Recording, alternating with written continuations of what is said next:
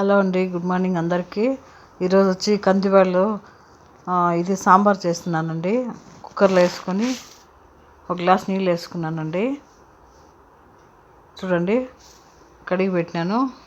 ఒక కప్పుతో నీళ్ళు వేసుకున్నాను.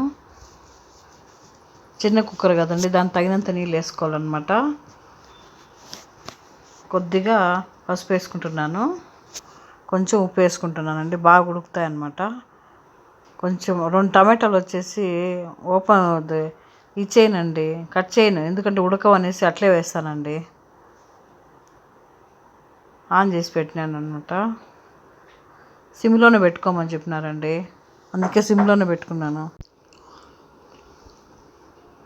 వేసుకున్నానండి టమాటాలు. ఇంకా కొద్దిగా నూనె కూడా వేసుకున్నానండి.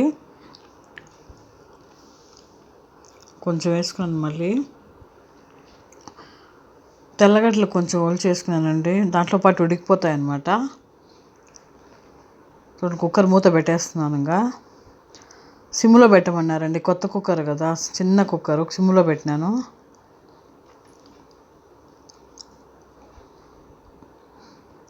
వేసి పెట్టానండి.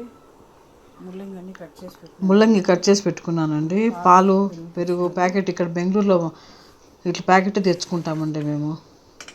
ఇంకా కుక్కర్ చల్లారిపోయింది. బ్యాళ్ళు బాగా ఉడికిపోతాయండి ఫుల్. చూడండి ఎంత స్మూత్గా ఉడికినాయి చూడండి. అన్నీ స్మాష్ చేసుకోవాలన్నమాట. చూడండి, అంతా కలిపెట్టిన స్మాష్ చేసి ఎర్రగడ్డ, కరివేపాకు, తిరువాతకు రెడీ చేసి పెట్టుకున్నానండి. పాన్ పెట్టుకున్నాను. పాన్ వేడైంది, నూనె వేసినానండి. తిరువాతలోనే అంతా వేస్తున్నాం అనేసి కొద్దిగా కొంచెం నూనె వేసినాను. వేడైపోయిందండి బాగా. కొద్దిగా ఆవాలు, కొంచెం జీలకర్ర, కొద్దిగా మెంతులు, కొంచెం శనగపప్పు వేసుకున్నానండి. వేగిపోయినాయి బాగా. ఇప్పుడు ఎర్రగడ్డలు, కరివేపాకు అన్నీ వేసుకున్నాను. గెంటతో దాంతో అయితే బాగా తిప్పచ్చండి, అందుకు ఒకసారి దాంతో అంతా తిప్పేస్తాను అనమాట. మళ్ళీ గెడ్డతో కలబెట్టినాను అంతా. ముల్లంగి దాంట్లోనే వేసుకుంటున్నానండి, తిరువాతలోనే. కుక్కర్లో ఉడకబెడితే స్మెల్ వస్తుంది, అందుకోసం నేను తిరువాతలో బాగా ఏం చేస్తే పచ్చివాసన అంతా పోతుంది అనేసి దాంట్లోనే తిరువాతలోనే వేసినానండి. పచ్చివాసన బాగా పోతుందండి.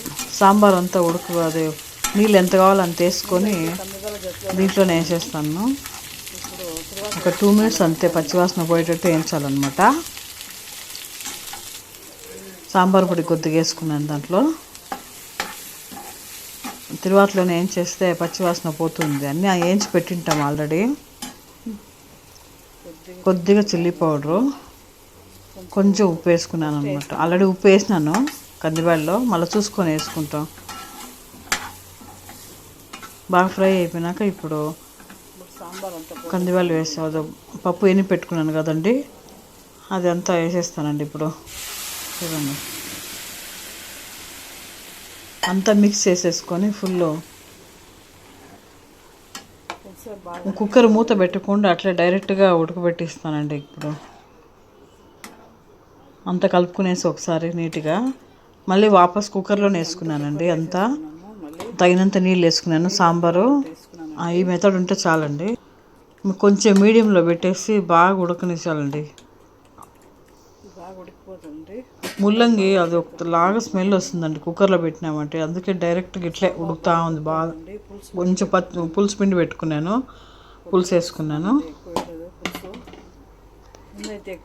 ఫస్ట్ వేసుకుంటే ఉడకవనేసి తర్వాత వేసుకున్నానండి. ఉడికినాక ముల్లంగి కొంచెంసేపు ఉడికితే చాలు, ఒక 2 minutes ఉడికితే చాలు, సాంబార్ అయిపోతుంది. లాస్ట్లో కొత్తిమీర వేసుకుంటాను అనమాట.